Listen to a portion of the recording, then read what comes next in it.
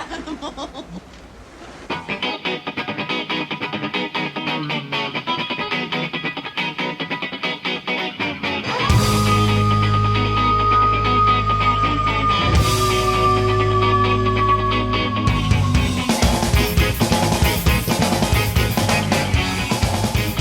And they were roommates. Oh my God, they were roommates. This is the top of everything. I'm Charlie C, along with my co-host, Big Tone. What's up, Charlie? What's going on, brother? How you doing today? All right. Back Ready? for episode 2. I'm ready for this one. Yeah, I was, this is gonna be a I was fun ready one, for the man. last one, but I'm ready for this one. Yeah, we kind of were talking about this when we were chatting earlier. I put the pressure on you for episode 1. You're a guitarist. You turned me on to so much music when we were in college and got me into the blues and all that stuff. So I kind of threw you under the bus a little bit in the first episode. Now it's your turn. I'm one of my passions, film, but I'm also directed films. I produced films. You know, my choice today for best movie death scenes is heavy on great directors. So the pressure's on me today. Well, I think maybe the pressure's on you, but you also got a wealth of knowledge more than I do around this stuff. I'll be interested to see if there's any overlap. But we'll get to it when we get to it. I'm not gonna.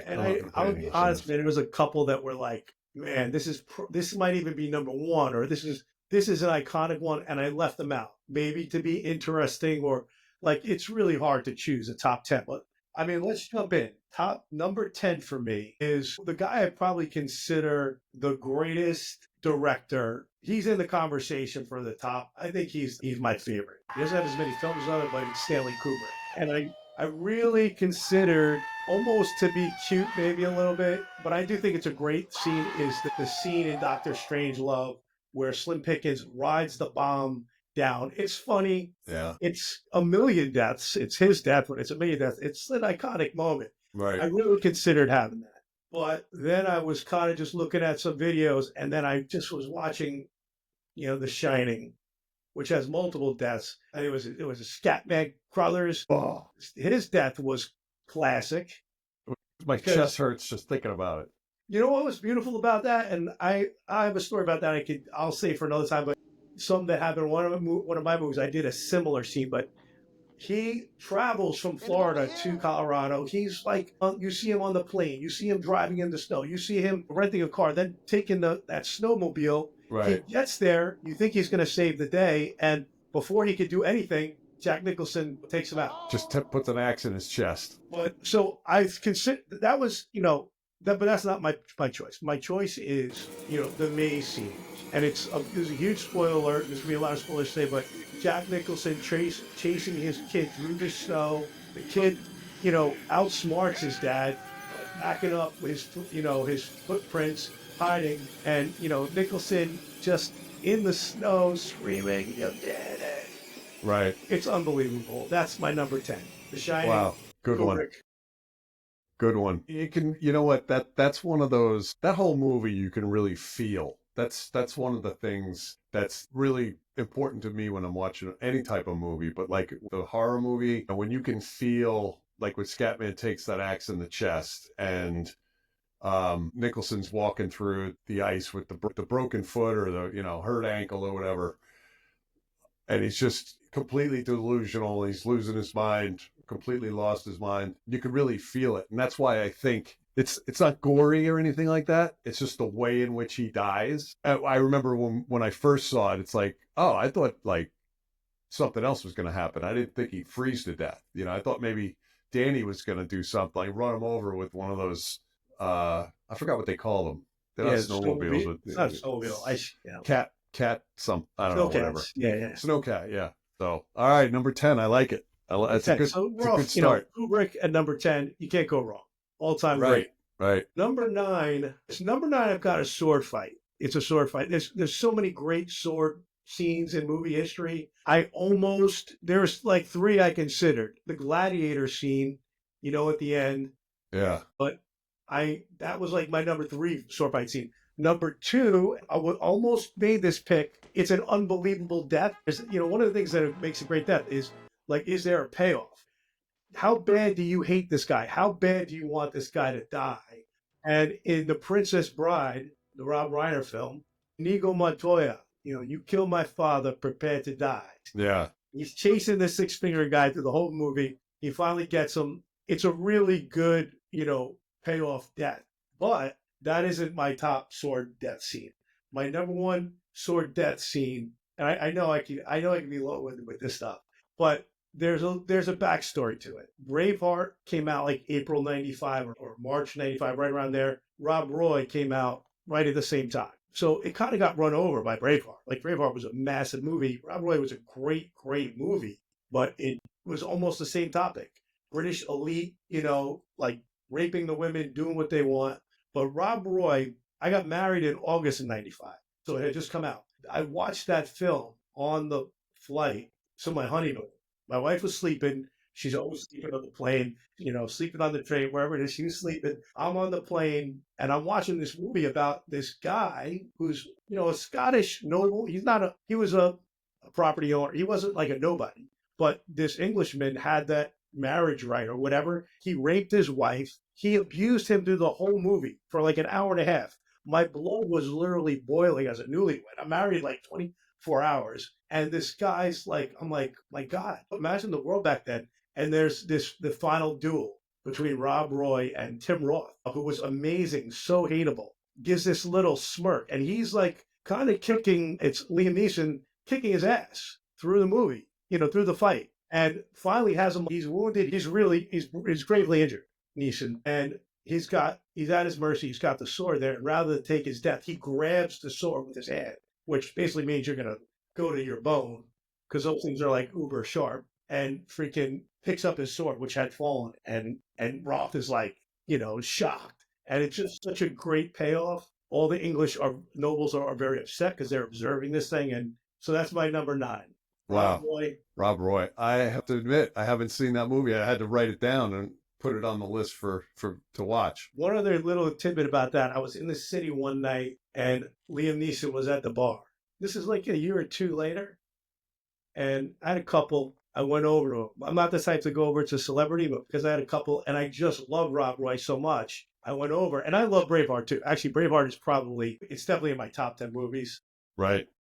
I wouldn't even put it ahead of Rob Roy just because of the whole overall thing. But I went up to him and I said, Braveheart has nothing on Rob Roy. He's like, I'm buying you a Scotch. Really? Liam Neeson bought me a Scotch. That's great. Because of Rob Roy. So that's the true reason why it made number 9. That's probably why. I want you to get that story in there. No, it is a great, it probably, I don't think there's any death in any of these movies that my blood was boiling. And I think it was because I was a newlywed. Like this guy, imagine that. Like these guys have the right to rape your wife when you get married. Yeah. I was just like looking over at my wife and it's just like, I was like, oh my God. And you really feel, you get to a point where you feel very helpless. So. Right. All right. I like it. So moving to number 8. Now, number 8, I got a Ridley Scott. So I've got some really good directors in here. And that's probably like a theme of my list as I kind of look it over. But I've got a Ridley Scott movie. It's the scene I think this is one of the scariest movies ever in terms of just like, there's something about it, just very different. But Alien with Sigourney Weaver. Yeah. And the scene that I'm talking about is the scene where the alien makes itself known for the first time, and pops out of the guy's stomach. Yeah, out of the chest, yeah. Yeah. He's got the stomach ache. He's having spaghetti. Yeah, and they're like, what's wrong? And then I don't want to give anything away, but one of the people in the group's not kind of what you think he is. But yeah, that's like a story where the director, Ridley Scott, didn't tell them all, what was going to happen. So he put like sheep kidneys and, pig guts and stuff and he in a compressed tube and he shot it out. And that's like real shit. Get on their clothes. Right. And I think some of the actors actually might have been a little pissed, but they were certainly surprised and shocked. And, there's a lot of stories of directors doing stuff like that. But Alien, his first appearance, he's kind of cute. If you watch it, he's cute. He like kind of runs around. And then what was that movie where they did the spoof of it? And he's like dancing. The alien dances with the cane and stuff. You know what I'm talking about? Yeah. Yeah, it was like Police Academy or I don't know, something one of crazy. Those movies where they kind of did it. So that's my pick at number 8. All right. And I like it. Moving to number 7. This is probably my most horror movies in my countdown. It's a Wes Craven film. Okay. This movie, so this scene was kind of like, I think it was iconic. Well, here's what they did. They kind of stole something from Psycho, Hello? which the shower scene, which Yes? was in my consideration for the list, but didn't make my Who are you list. trying to But reach? in Psycho, one of the things that Hitchcock did What was number are kill you trying off, to reach? this famous actress, think the you're most wrong. famous actress in the movie, It happens. like 30 minutes in or 40 Right. minutes in, and everyone's like, "What the hell is going on?" Right. And it was very unsettling. And Hitchcock knew how to do that. Well, Wes Craven one-ups him in this film, Scream. Drew Barrymore, Yeah. who was the biggest star in the film, said, "I want to be the girl who dies," page 10. And so she's only in the film for 12 minutes. So they one-up him. And it basically sent the message. It's just a great film. Like overall, it's entertaining, Yeah. it's scary. And that whole, opening scene, but it basically sends a message to everybody watching, nobody's safe. Like you're all at risk. Right. And, Right. and it's just a good scene too. The ghost face killer, and then like a slow motion kill, and then I think she like crawls. It's pretty brutal, Yeah, it was right? cool. And doesn't he hang her or something?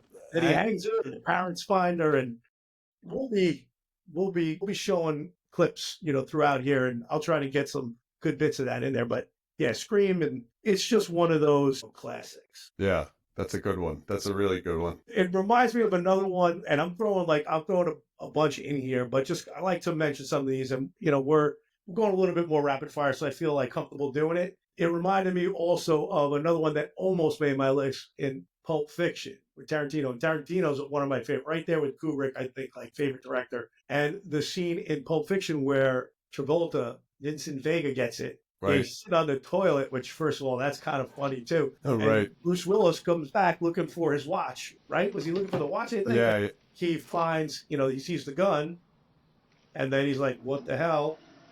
Travolta comes out of the bathroom, the Pop-Tarts go off, and boom, he hits him with the gun. And, Yeah. that's another one where you kind of like, whoa, what's going on? And the interesting thing with Pulp Fiction, too, he used that non-linear storytelling. Even though he kills Travolta like halfway through the movie, he's still in it later because they're kind of jumping around and stuff. Right. Right. And that's another thing about any movie, but especially with horror, they do a lot of the ones that do like flashbacks and, different types of nonlinear methods to tell a story. Like Memento comes to mind, where I remember when I first saw that, I'm like, what the fuck? Like, what are we watching? It's almost told in reverse. I think it actually is told in reverse, right? Yeah.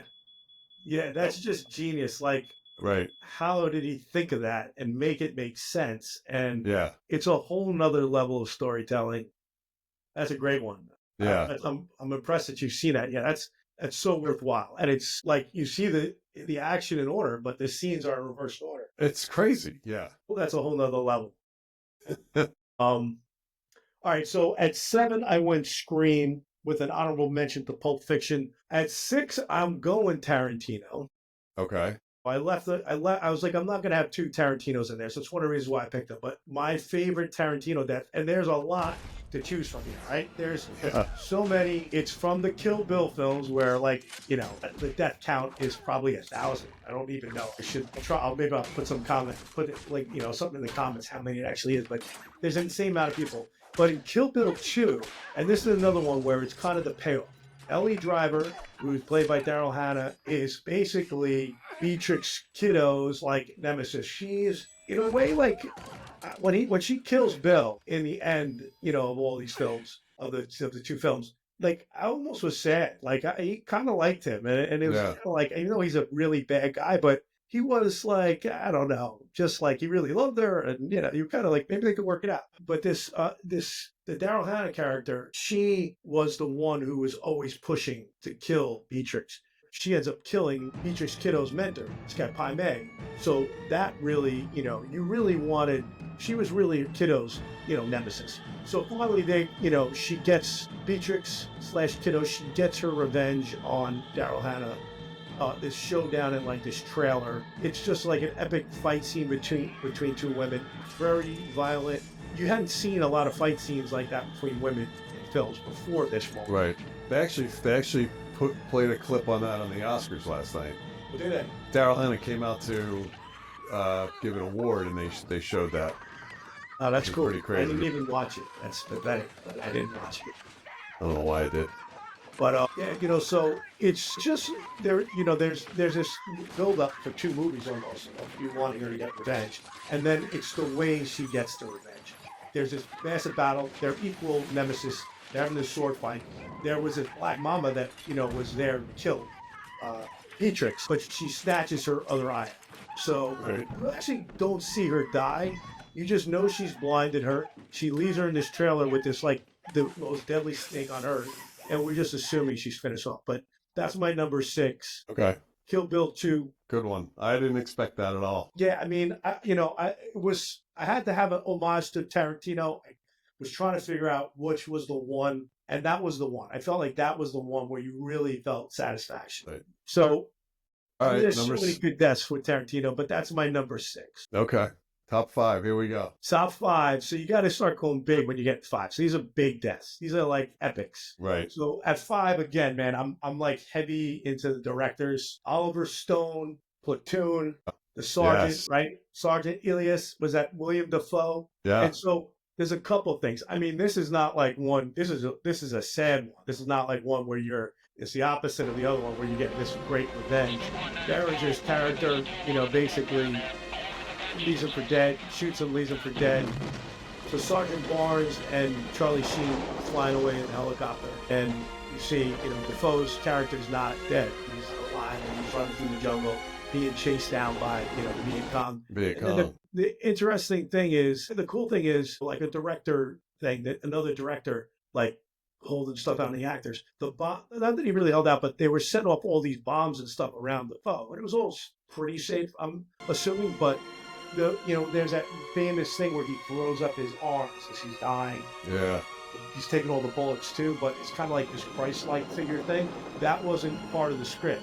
It was like an actual reaction to like all these shells going off. Wow. Then I didn't know that. he fell down, so that gets in there. But that's my number 5. Oliver Stone, Platoon, William Dafoe's death. Nice. That's a good one. I love that we're reaching back, and now I'm thinking about mine, and I'm like, mine are so like random deaths. It's gonna be. I can't wait to get your reaction. Well, I like that, man. It's different. Like I felt like I almost like knew my list right away. Like I think the top 20 are probably interchangeable, but I almost did. I was talking about doing that one, and we keep our list secret for each other. But I was talking about doing. I mentioned to you because it's not in there. The one, the Wake Me Up Before We Go one with Ben Stiller and Zoolander, and they blow themselves up, and I was thinking of putting that in there, but then I'm like, all right, how do I leave out a Pulp Fiction for that? And so Right. I kind of did like what I think is a who's who, but I hope if yours is different, that's cool because everybody's is going to be very different. Yeah. But so you made a reference to William Dafoe taking the bullets. I wonder if you'll go with the other guy who takes the bullets. We'll see. I think you might be onto something there, my friend. So number 4, though, I'll talk about taking bullets. This is reaching back to 1962, Bonnie and Clyde. I think it was an Arthur Penn film. So I actually did a little thing on this at one point on something I worked on, but there were 37 cuts in 45 seconds. So in 45 seconds of filmmaking where they kill them, Bonnie and Clyde. Right. There's 37 cuts in 45 seconds. And that's Warren Beatty and Faye Dunaway. They shot it with 4 different cameras, all going at different speeds. So slow motion, regular motion. And it was a little bit, I won't say it's shocking because it's a true story and maybe knew they were going to die. But Right. it was, at the time, it was extremely violent. They had to do a lot of stuff with the code and stuff to get it passed, cut stuff out. But they were able to do it by making the blood not overly, it's more about bullets. But they get riddled with bullets. And it's kind of, at the time, actually, one of the things I heard was that people were walking out of the theater because it was that upsetting. So people hadn't seen that before. It kind of opened their doors to people like Tarantino to do this not ultra violence, but a much more realistic violence where you see people getting shot and stuff. So, but they shot them, again, I'll put it in the comments. I don't know how many bullets, but there's a ton. Yeah. It's probably It's almost 1 second per shot. That's crazy. It's Yeah, per cut. Per But the cut, I actual should say. bullets, they're hitting them with machine guns. Yeah. I mean, they're probably getting hit hundreds of times. And Yeah. there's it's out there. Like there's an FBI record, like, oh, they took 250 bullets or whatever it is. I don't know the number, but it's a pretty big number. Right. So number 4 is Bonnie and Clyde. That's going to take us to, you saw it coming. I'll take your fucking bullets. I'll take your fucking bullets. And then what was the other thing he said? Say hello to my little friend. Say hello to my little friend. Al Pacino, Scarface, actually Oliver Stone, who did Platoon, he wrote Scarface. Brian De Palma directed it. And Pacino, an iconic actor, he, The World Is Yours. It's a bloody mess. Right. Sick film. It is. Ultra violent. It's just, and his whole, coming up as a political refugee from Cuba. He's just a bad guy from the beginning. He's just bad. Doesn't take shit from anybody. And yeah, I mean, the way they portray him to work his way up to like rock star, celebrity fame, all by being a bad guy, and then finally taking him out that's one of those films that it sucks you in from the beginning. I remember seeing that and just being like disturbed. I was disturbed after seeing that film. It was disturbing. And some stuff with his sister was a little weird. And yeah. Oh yeah. Right. And but yeah, it's a great film, but he's not a likable guy, but it's still, when he dies, you're still kind of like, whoa, and it's pretty violent, but yeah. So number 3, we've got Al Pacino. So Al Pacino, I got an Al Pacino story. I'll save it for some other time. I'm sure it'll come up in another podcast, but I was on the set with him on a film, but wow. Al Pacino makes it to 2 places in my top 10 countdown, because at number 2, wow, he doesn't die, he delivers death in The Godfather. Ah, oh yeah, yeah. When you think of The Godfather, and if you Google it or whatever, like the baptism scene where he's, you reject Satan and all this stuff, and he's baptizing his baby, and he's like wiping out all these people. Right, while it's happening, yeah. That's in a lot of lists for the top death, but for me, the top death is, this was almost number 1 for me. Like, to me, there's 1A and 1B.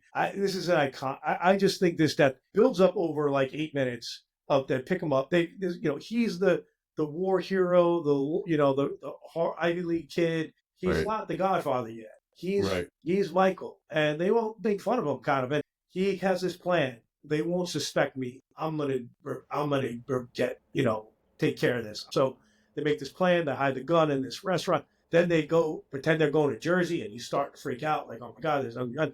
They end up going to the Bronx, to the restaurant, and the gun is hidden. And one of the cool things I read, again, another director trick, is, and this was Francis Ford Coppola, they told Michael the gun's going to be hidden up in there. He told Pacino. And Pacino was very nervous. And this was one of the first things they shot. And he told him it was going to be hidden. And he kind of showed him, it's going to be right here. It's going to be way up there. So I want you working it. And when you get it, take your time. Then he went and he sent one of his PAs or one of his first assistant director and said, I want you to move it. Put it even further up and over where he won't find it. So he did that. And then Pacino goes in to the restroom. They've got the cameras in there. And he dismisses himself, and he's talking to Sollozzo and McCluskey, the dirty cop. The tension's been building up for 8 minutes already. Like, what's going to happen? Yeah.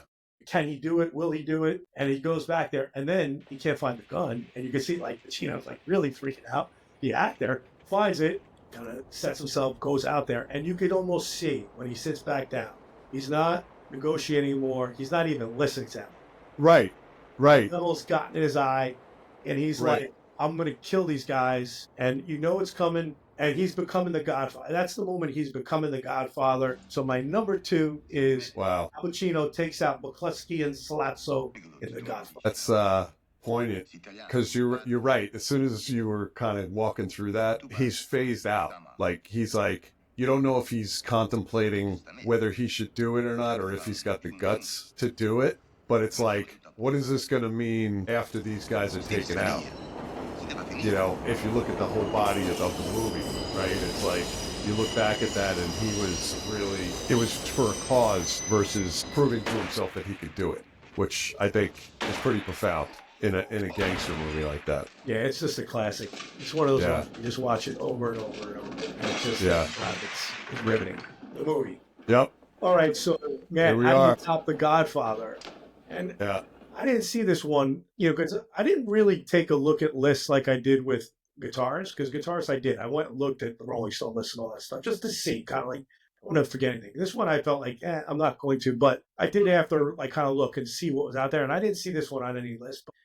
And you got to hear me out on it, but it's just a great movie. And again, it's another great director. It's Brian De Palma.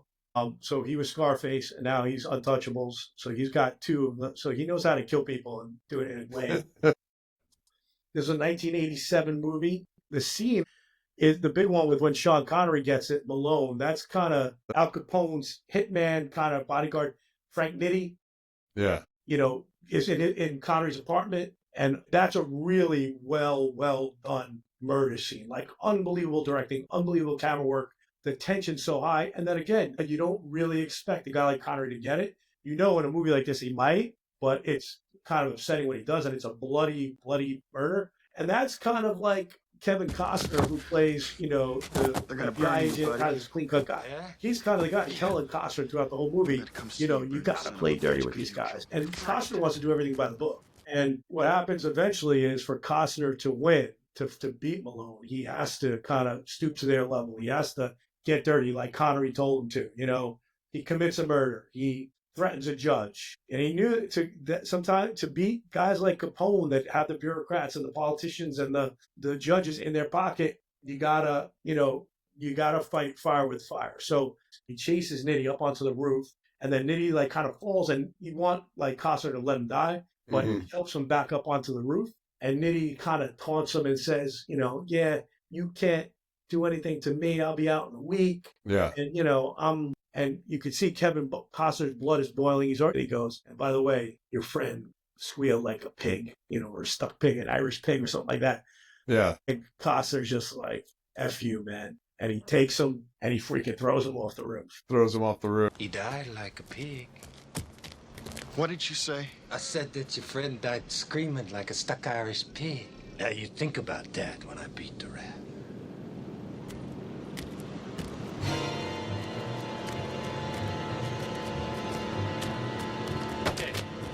Hey! Ah! Ah! Did he sound anything like that?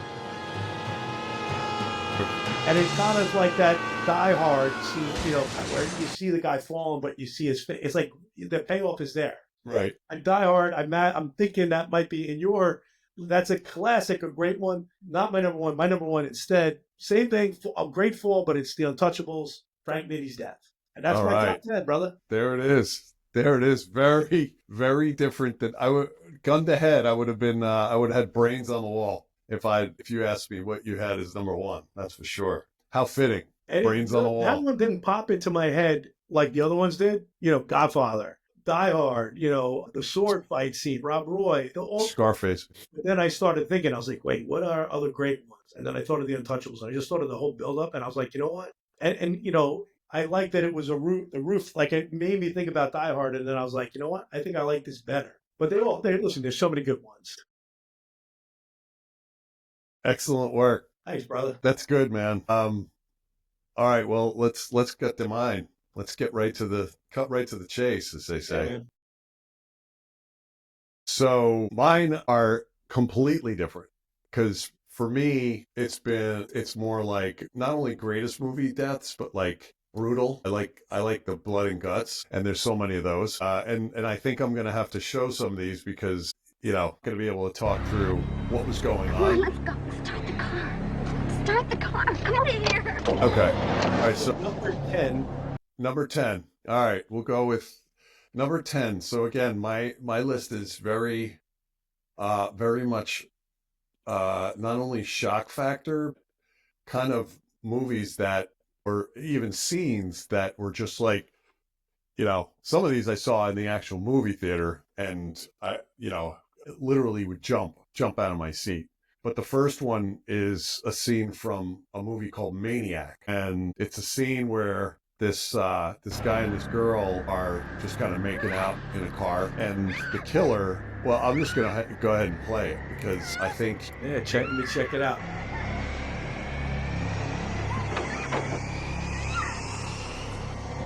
My wife's a huge. I'm not as.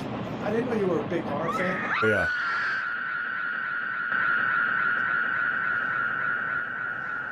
Just, classic. That's awesome. You know, this is great, man. It's actually good. Like, this balances out my nerdy filmmaker, Kubrick, the bomb, blah, blah, blah. My shotgun blast. That was awesome. And I love shit like that. That's the other thing. I couldn't tell you who the director was, but this was one of those I actually saw in a drive-in, and so this is like mid '80s or whatever, and it was I think the first time a lot of the Jason stuff and all that is they play with your mind more than any blood and guts, but this was the first time where you actually saw a guy's head being completely blown off. But yeah, it was cool. So that's it. Number 10 is Maniac. Love it. Shotgun to the head scene. And, it's got that B movie type of thing where the girl's like screaming and she's not really good at it. I love those movies. Right? There's a place for that. And they're fun, and they're when you're just like chilling out and you don't want to think too much, Yeah. Like the Godfather, you gotta think and you gotta pay attention. If you're not paying attention to Godfather, why are you watching it? Right. Oh yeah. Like that, you can, be carrying on a conversation. You could have a glass of wine. You could, go on your Facebook or whatever. Or you're just sitting in your car eating popcorn and get the shit scared out of you. Yeah, exactly. All right. So number 9 is also I don't think it's a B-rated movie. It's a scene from a movie called The Green Inferno. I'm trying to find where thing is here. And it's kind of a mind fuck. Right, because these people are kind of trapped by or kidnapped by cannibals, and everything kind of it's all kind of weird because it's like the cannibals befriend them somewhat, but then they're held captive. Vegan death scene. Holy shit. So the kids, they basically killed her friend and then de-skinned her, and the kids were putting the skin on their body like her tattoos and stuff. Yeah. And then the girl realizes that she's eating her friend and drinking her blood, and then sees the tattoo on the bottom of the thing and then just kills herself. When I saw that, I was just like, it was when I finally put 2 and 2 together, I was like, man, that is just some twisted shit right there.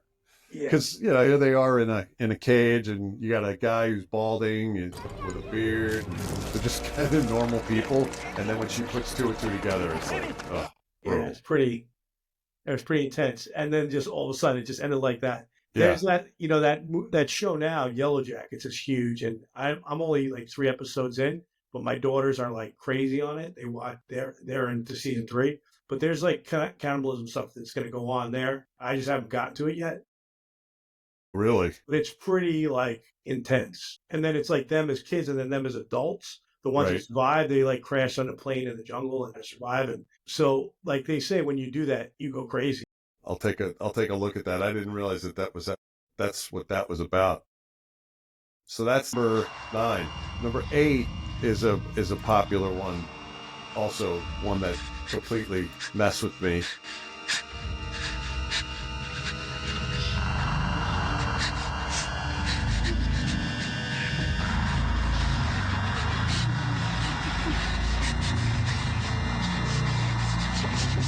This is a movie called Scanners, and this is a famous scene. This is number 8 for me. This is classic.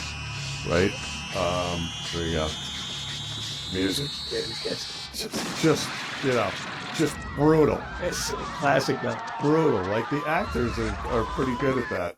That was really good. Yeah, I mean, like B movie or not, it's like the acting was good, the music was good, the build up.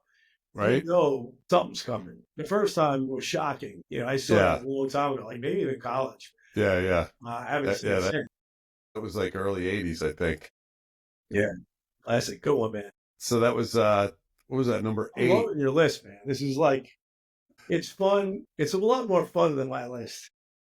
Well, it's different because, like you said, there's millions to choose from. But I was like, these are the like when someone says, what kind of gory or memorable horror scene or movie scene have you seen where someone gets killed? And my brain goes to things like, the brutal ones like that, but also the ones that mess with your head, like Scanners. Like I remember when that happened, and Yeah. it's just being like, what the? I don't even remember the premise of the movie. I just remember that scene. It's a classic. So Classic edition. number 7, I had to put in a Jason. There's so many epic Jason kills, but I just thought that this one was creative in a sense that the Jason kills so many people, and it's usually a stabbing or a impaling or breaking people in half or hanging them or whatever. But this one is well, I'll play it and see. Yikes! Just Yikes. brutal. I never saw Jason 10. Jason 10, yeah. But, she put in liquid nitrogen and shatters her face to a million pieces. Well done too. They did a nice job with it. They You did wonder what nice, would happen. I guess that's what would happen.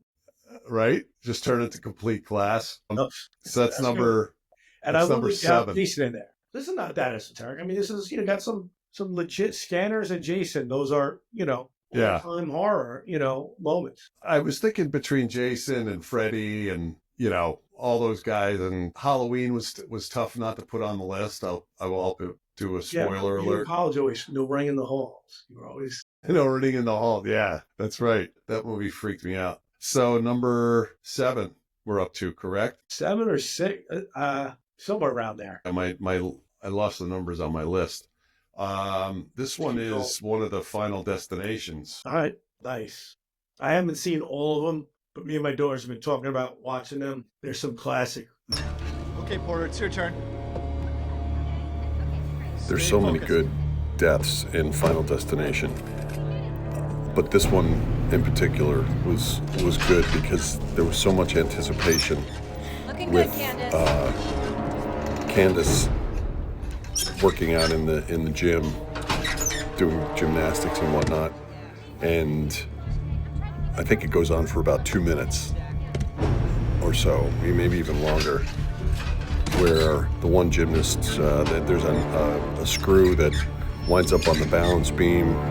She steps on it, knocks over the chalk or the talc or whatever you use on your hands, and then a fan blows it into Candace's face, and the rest is just, she's just a crumpled mess, and it's a pretty gruesome ending. Candace! Oh my God. Don't touch her. Someone call 911. I mean, there's That's Candace Hooper in Final Destination 5. that's powerful. Yeah, that's So what are we up to? Number 5? number 5. Okay, so these were tough, but I also had to go with a scene from Scarface. I'm surprised we didn't pick the same one, but this is where early on when who was buying the drugs, he's like, "Oh, you think you're a big guy? You're a big tough guy." He's like, "I'll tell you what, you go pick up this cocaine at the hotel, and yeah, we'll see how tough you are." And he goes over there with his friend, and they tie his friend up in the shower. Yeah. They put his arms over the shower rod, Yeah. and they cut off his arms with the chainsaw. That was brutal, but that's not the scene. That's when you said Scarface, I was like, the bathroom scene. That was brutal. But I actually picked when the guy runs out of there. Al Pacino, Tony Montana runs down the stairs, and he just blows the guy away in the middle of the street, in the middle of Miami, and then puts another bullet in his head. That's a really good scene. That's one that I remember the most out of that. So Brian De Palma has 3 of our deaths in the top 10, like between 20 picks. Yeah, Pretty powerful. yeah, no He was a doubt. violent director. He did a lot of Yeah, and he was good at it. very Right. All right, number 4 is another one that I saw in a drive-in, and it was another one that's just like kind of plays with your mind. It's from a movie called The Omen. And anytime you put a little kid in a movie and make him the devil, Yes. It's just, and this is what, 77, Yeah, probably? This was haunting to our generation. Yeah, And the music. absolutely. The music, the Rottweilers, the dogs would always be protecting them. And that What scene? it's the scene where they're having a birthday party for Damien at his house, and they're on the merry-go-round, and everybody's, laughing. And then all of a sudden you hear the nanny yelling, Damien, Damien, this is all for you. And she's up on the ledge, and she jumps off and hangs herself in front of all the kids, in front of everybody. And I remember seeing that right now. I got goosebumps. I mean, 40, 50 years later. It's just an epic scene. Epic scene. Like, what is going on? I think a lot of those movies back then, like our kids look at them now, or the generation now looks at them, and like they don't hold up. But to me, The Exorcist, even though The Exorcist, some of the special effects younger kids might laugh at, that movie scared the hell out of me, and I think it's still scary. Like I'm afraid to watch it. Yeah, right. As kids back then, like you thought you might get like possessed or something, and it was right. That Omen and Rosemary's Baby, those were. And Rosemary's Baby, there's no killing, there's no deaths. No, it's all just. And I don't even ever think you see the baby. I might be wrong, but I don't think he's in the. It's in the carriage. You see the devil in Rosemary's Baby and in The Exorcist. I don't think you do in or some devil, some kind of evil beast or whatever. But assuming it's Satan, Yeah, yeah. Man, those are just those movies. Anything with the devil and, like you said, kids, like But you picked that scene, her hanging herself, man. That's iconic. That's a great choice. Yeah, love it. Who's the director? Do you know? For The Omen. Man, I should know this off the top of my head. I can't think of it. But all right, we'll have to. It was somebody who was noted at the time. Yeah, that's like whoever directed that and The Exorcist. Like, I mean, you got to be in a different place in your brain.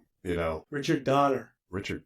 So he's like a legendary. He did a ton of stuff, and as a producer, like if you watch movies, like any movie for like 20 years, his name's on like every movie as producer. But he was directing at that point. Yeah, he's an all time.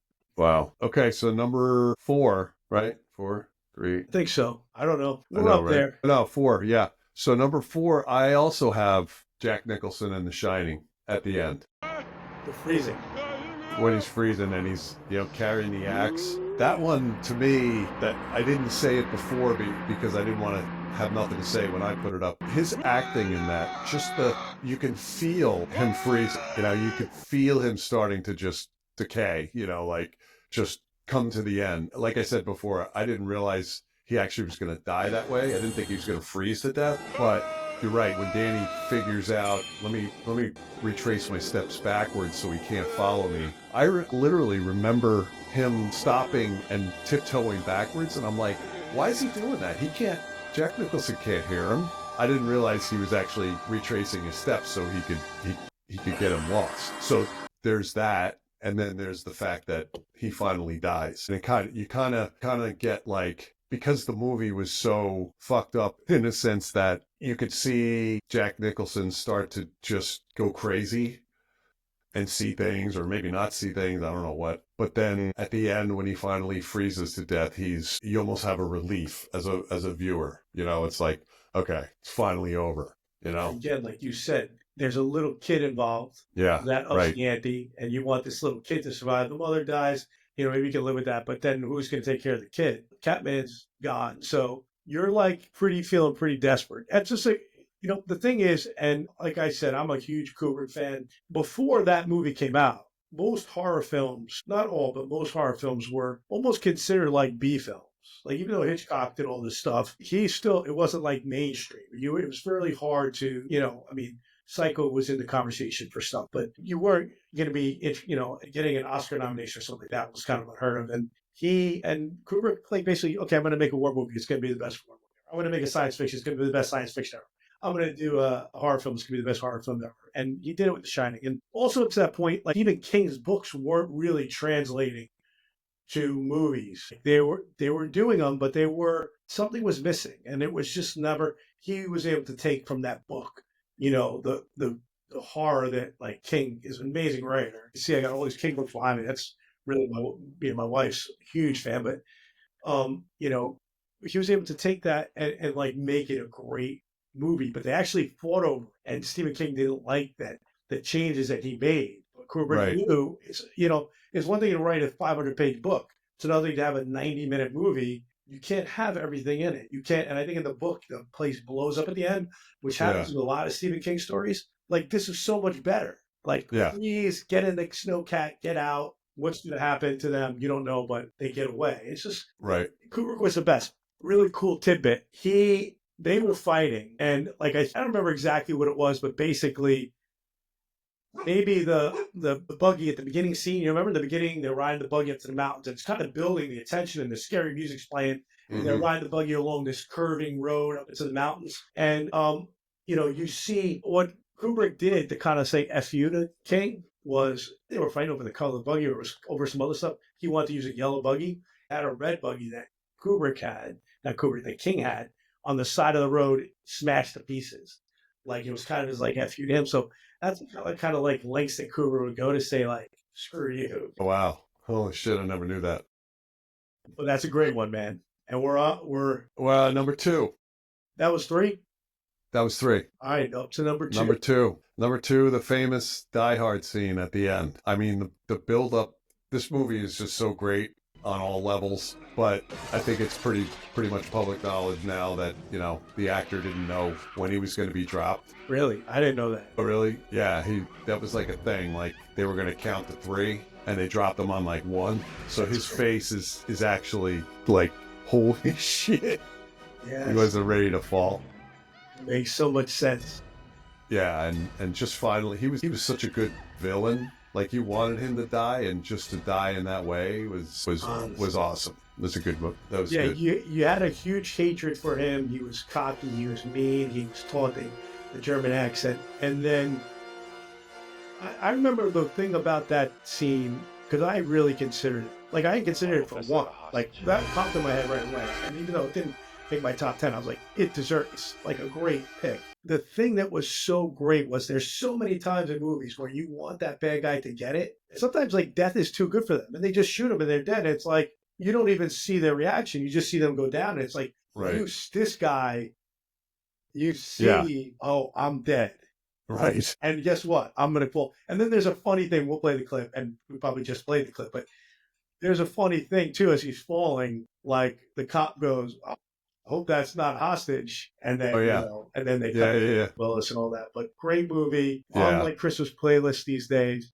Of course. Hard. Awesome call. Yes. And then numero uno, one of my favorites, all-time favorite movies is Jaws. And another one I saw in the theater. I actually saw it while we were on vacation at the beach. And it was a rainy day. And I went with my aunt and watched it in the theater and like, was just the dun, from start to finish, just absolute perfection. I know that the movie, it's famously known now that it's, there was a whole bunch of, it almost didn't come off. There was all kinds of problems. It was over budget, over time, over everything. But the scene there was a lot of good death scenes in that movie, but the one that was kind of the saddest, but it was the best, where you actually saw the shark actually eat someone, was when he took down Quint on the back of the Orca, and Roy Scheider's the sheriff is trying to hold on to him. And the shark came onto the stern of the boat, and they're holding on to each other, and he's trying to kick it away, and he falls right into the mouth. It was epic.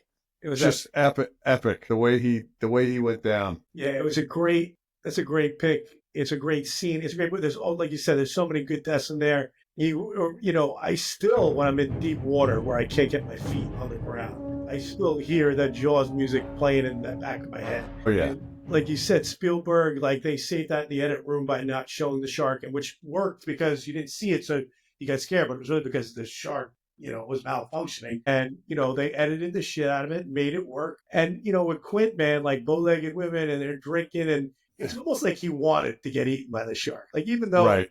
he was fighting for his life at the end, there was a part of him that was like, "This is how I want to go. This is That's how how I want to go out. Yeah. And that's But then when it's time, that exact moment when he realizes like shit, it ties everything together. They're trying to help each other, or at least the sheriff's trying to help him, and you could see the fear in his eyes, and he's got the knife and he's trying to stab it. Just did not expect, if you think about the way in which that whole movie went from the very beginning, you don't see the shark, but you see the girl get eaten by the shark.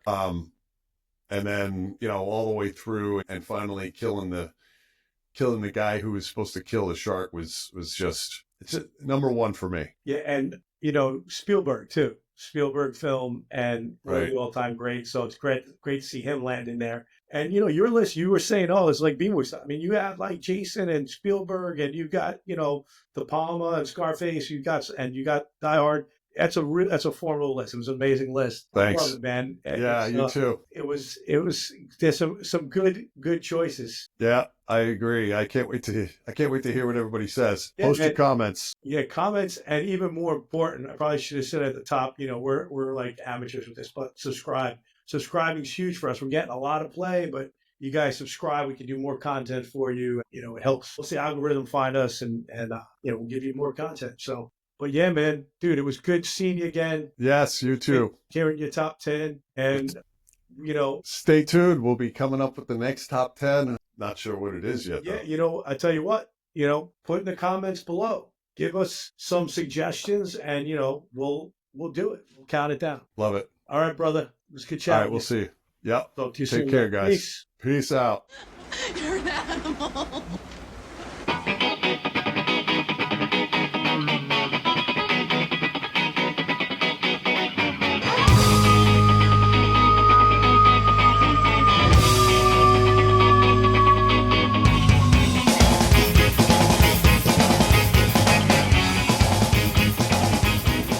Yeah, well, that's just like your opinion, man.